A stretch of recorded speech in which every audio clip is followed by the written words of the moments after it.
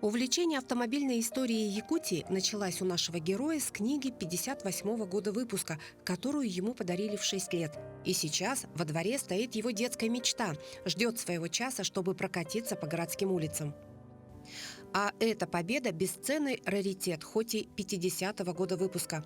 Она возила первого секретаря обкома партии Илью Егоровича Винокурова. Об этом авто рассказал и передал весь свой фотоархив Ярославу личный водитель Винокурова Юрий Абрамович Тышев. Он сам это все снимал, все эти машины, увлекался фотографией в то время. И что он хочет мне эти фотографии все передать. Потом сам приехал, сам мне их отдал. И на каждой фотографии все расписал. Какая машина, кто водитель, кто изображен, какой номер у машины.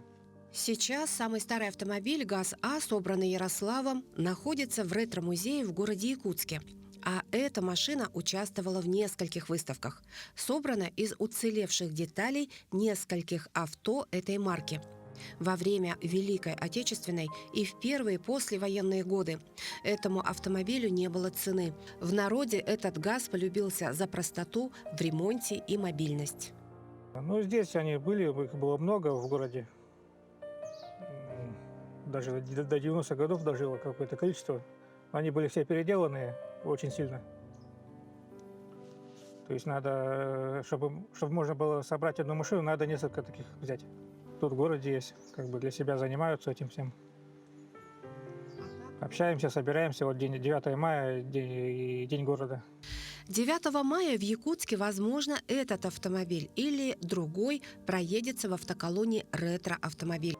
Придет час покрасоваться на выставках и еще для вот этих двух машин, предшествовавших «Чайке», авто представительского класса. Они возили первых лиц государства и появились после победы.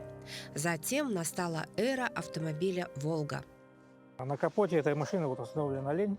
Это эмблема Горьковского автозавода. Она была взята с герба Нижегородской области. Во дворе нашего героя около 40 автомашин разных годов выпуска отечественного автопрома. О каждом автомобиле он может рассказывать часами. Все свободное время он их ремонтирует и наводит лоск. Сегодня мечта Ярослава Арбугина – издание книги, посвященной столетию появления первого автомобиля в ЯССР.